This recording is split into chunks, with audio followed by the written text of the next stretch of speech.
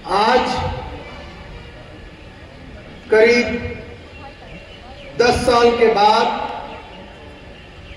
हम तमाम लोग यहाँ पे इकट्ठे हुए हैं और इकट्ठे होने की गर्ज़ोगाहित आप तमाम हज़रात जानते हैं कि इकट्ठे होने की वजह जम्मू कश्मीर में असेंबली इलेक्शन है।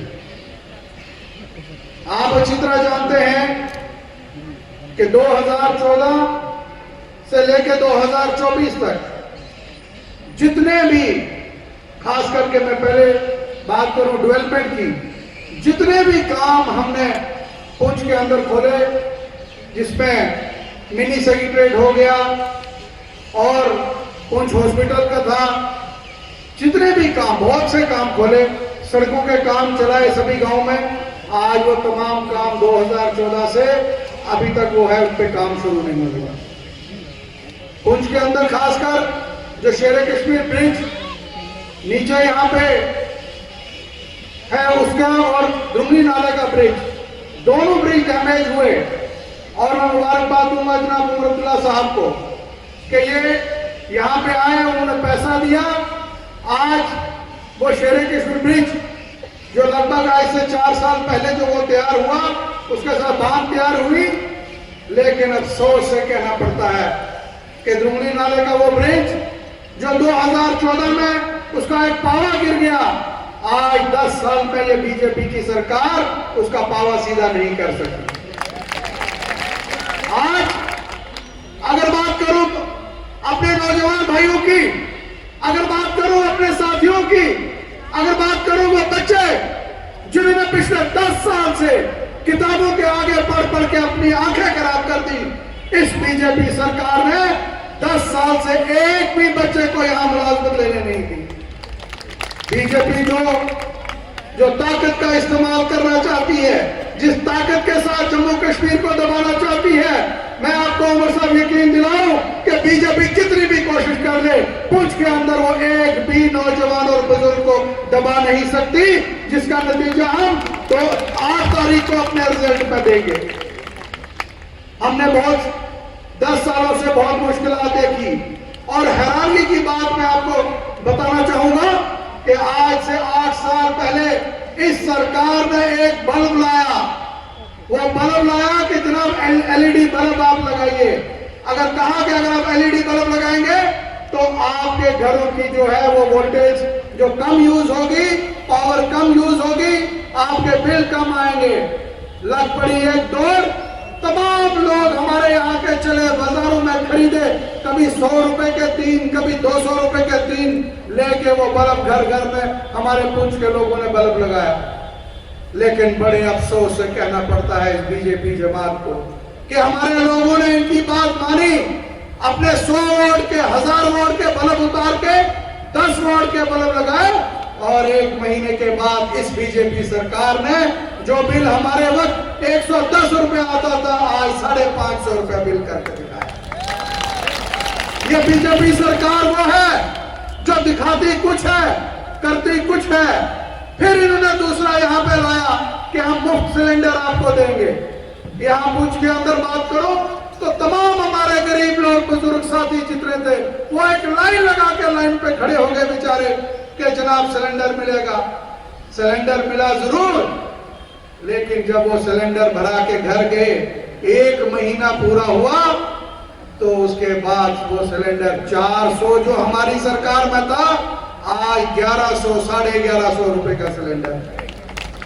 1 महीने में इन्होंने अपना वो मुफ्त वाले पैसे वसूल लिए।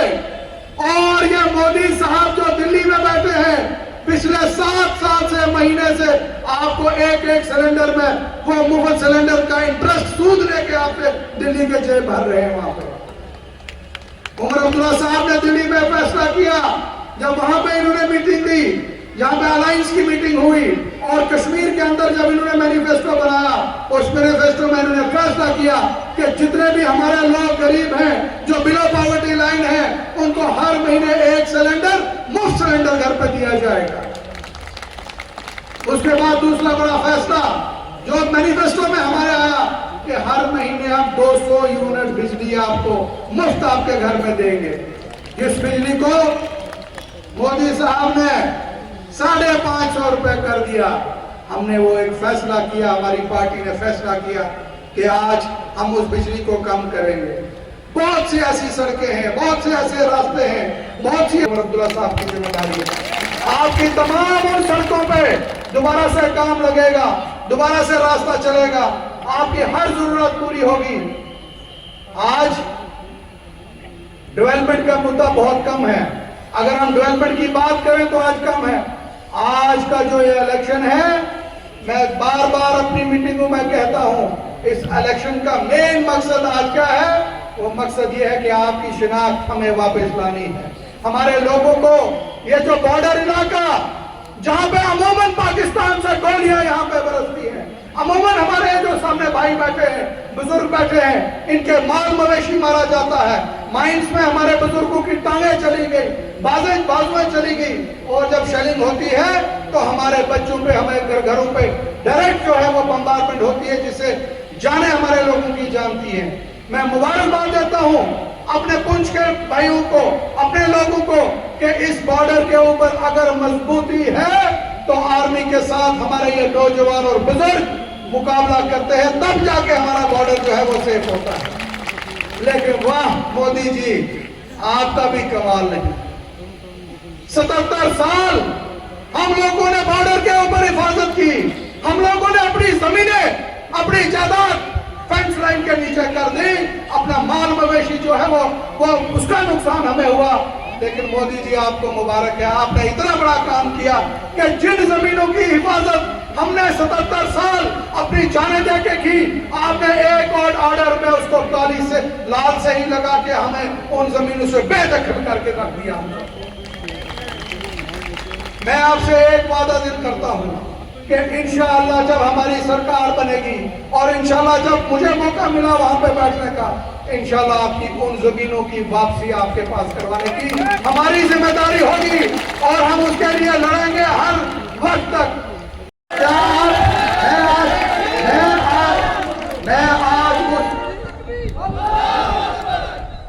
मैं उस FIR को आज ही जलसे के रूप में कंडेम करता हूं, और मैं आपसे गुजारिश करता हूं, क्या आप मेरे साथ इसको कंडेम करते? दोनों हाथ उठा के आप जवाब दीजिए।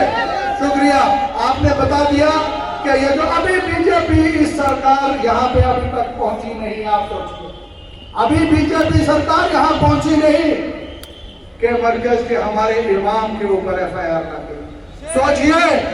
सोचिए अगर यह बीजेपी की सरकार खुदा न करे यहाँ आए तो आप, हम और हमारे बच्चे एक पे FIR लगा के अपना बता लेंगे हमसे, क्योंकि ये चाहते हैं जम्मू कश्मीर में हमारे लोगों को दबा के रखा जाए।